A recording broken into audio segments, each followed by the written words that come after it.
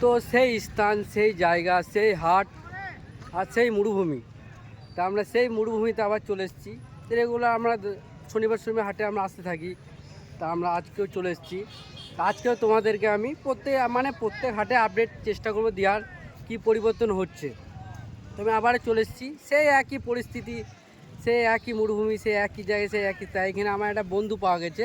তা বন্ধুরা কিছু কাজে এসেছিলো, তা সেই বন্ধুটার কাছে আমি কি জিজ্ঞেস করব কি মানে এই জায়গাটা এমন কি ছিল আর কি হয়েছে। সেই বন্ধুটা আমার এটাও কিছু খবর নেবো, সে বলবে এই ব্যাপারে কেন এরকম হলো, কী কারণে হলো, সব কিছু সে তুলে ধরবে। তা সেই বন্ধুটাকে আমি ধরবো। সেই বন্ধুরা আমার পাশে আছে, একটা কাজে এসেছিলো, তাকে ধরলাম। আমি বললাম কি এই যে পরিস্থিতি এই হাটে এই সময় মানে মানুষের কত ক্ষতি হচ্ছে, কত মানে পেটে রুজি রোজগার চলে যাচ্ছে এই হাটের জন্য। যারা দূর দূর থেকে ব্যবসা করতে আসছে তাদের রুজি বরকত সব চলে গেছে। মানে তাদের হাটটাই ছিল তাদের ভরসা, মানে তাদের পেটে খাবার, এটাই ছিল ভরসা, মেন ভরসা। কিন্তু হাটটাই তো আমাদের নষ্ট হয়ে গেলো আস্তে আস্তে।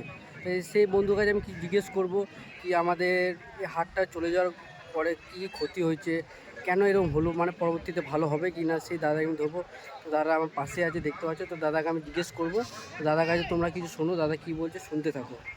দাদা কেন এরকম হলো, এই কারণে আমি যদি কিছু বললে ভালো হতো। ছোট দিকে দেখে আসছি হাটটা। হ্যাঁ, আমার ঠাকুমা আগে বলতো যে এখানে এত পরিমাণ, আমার ঠাকুমার বাড়ি হচ্ছে এই জঙ্গলটা পেছন দিকে। আচ্ছা।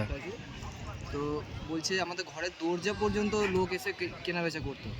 তো হাটে এত চেঁচামেচি হতো যে বলছে যে হাট এত বড় পড়তো, এত চেঁচামেচি হতো যে 5 কিলোমিটার দূর পর্যন্ত লোক শুনতে পেতো যে হাটে লোকজন আছে। এখন এমন পরিস্থিতি যে হাফ কিলোমিটার দূর কি রাস্তার ওইখানে গেলেও আর শুনতে পাওয়া যায় না যে হাট পড়েছে। আমি প্রত্যেক শনিবার আসি ছোটোর দিকে, এইখানে আমার খাবার খেতে এবং ভাত খেতে আসি। খুব দারুণ টেস্ট হয়। আমি হোটেলওয়ালাকেও জিজ্ঞেস করলাম, বলছে এখন আর সেই বাজার নাই। এই যে গরুর হাটটা তুলে দেওয়ার কারণে এখন পরিস্থিতি খুব খারাপ। ব্যবসাদাররা সব এখন মাথায় হাত তুলে বসে আছে, কি করবে দেখাই যাক। সরকার যদি আবার গরুকে ইয়ে করে তাহলে আবার চালু হয়তো হতে পারে, কিন্তু 99% চান্স হবে না। তো দেখে খুব খারাপ লাগছে। ব্যবসাদাররা আর কেউ দূর দূরান্ত থেকে আসছে না, যারা বিহার ছিল, ঝাড়খণ্ড বিহার থেকে ইউপি থেকে আসতো তারা আর আসে না। সব পরিস্থিতি খারাপ এখন, মানে আর হাট আর হবে না। আর যারা এখানে ব্যবসা করে খেত, এই সবজি মার্কেট, হোটেল, তাদের কি অবস্থা হবে? এই হোটেল আমি যখন মোটামুটি আজ 2-3 বছর আগে যখন আসতাম, যে হোটেল আমি খাই বরাবর প্রত্যেক সপ্তাহে যখন এসে খাই, তার ভাত মানে 3 হান্ডা 4 হান্ডা করে সবসময় স্টকে থাকতো। আর ভাত চাপানো থাকতো 12টা 1টা 2টো 3টে পর্যন্ত। এখন ওর কাছে দেখে গেলাম যে 1 হান্ডা নামিয়েছে, সেইটাই শেষ হচ্ছে না। তো তোমার কি বক্তব্য, এটা পরে কোনো দিনও মানে এটা চালু হবে? চালু হলে ভালো। চালু হলে আমরা যে আমাদের ইলাম বাজারের যে এখন অবস্থা, যদি চালু থাকতো তো ইলাম বাজারটা একটা মিনি কলকাতার তৈরি হয়ে যেত। মিনি কি মানে কলকাতার পেছন পেছন তৈরি হয়ে যেত। আর এখন যে অবস্থা, এটা আর কিছু হবে না। অবস্থা খুব খারাপ ইলাম বাজার হবে। ঠিক আছে দাদা, ধন্যবাদ।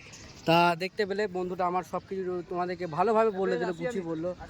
হ্যাঁ ঠিক আছে, এসো। তা দেখতে গুছিয়ে ভালোভাবে বললো, তোমরা বুঝতে পারলে কি পরিস্থিতি। আমাদের ইলাম বাজারে এই সুখবাজার হাট একটা নাম করা একটা হাট ছিল, বিভিন্ন জায়গায় এই সুনাম ছড়িয়েছিল। এই হাটটা এখন এই দুর্দশারা।